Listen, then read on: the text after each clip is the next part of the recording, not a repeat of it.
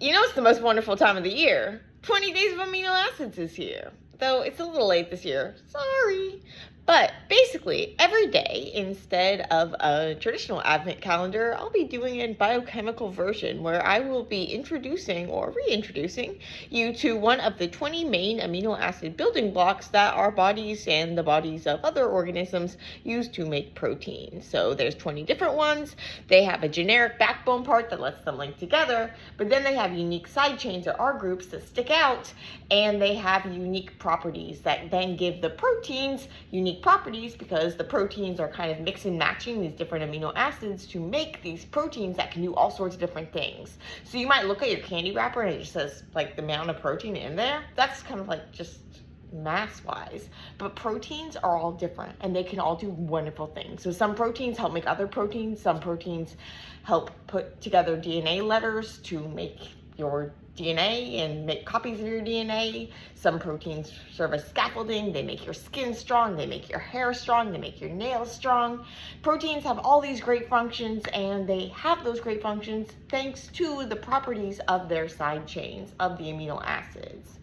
So we can talk about layers of protein structure. So we have the primary structure, which is just the sequence of amino acids. But because all those amino acids are different and they have those different side chains with those different properties, then the proteins are going to fold up differently.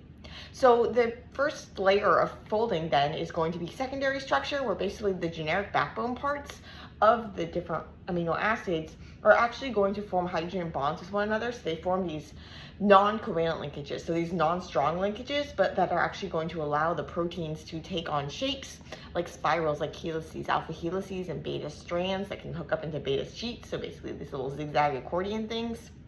Most of the amino acids can participate in that secondary structure, but some of them we'll see won't do it very well because of the size of the side chain. So the side chains, if they're too small, then you're going to be really floppy, and if they're stuck in place, then you can't move, and if they're really big, you can't rotate very well. And so all these things are going to influence that secondary structure. And then different parts of the protein will have different secondary structures. So you might have a helix here, and you might have a sheet here and here. And then those are going to kind of come together into your tertiary structure, which is the general 3D shape of a protein. And it might have a site that's really good for, say, if you have an enzyme, you can have a substrate, so the thing that the enzyme actually modifies, it'll just bind in that site. And the amino acids in that site, their side chain sticking out, will make it so that the reaction can happen super duper fast.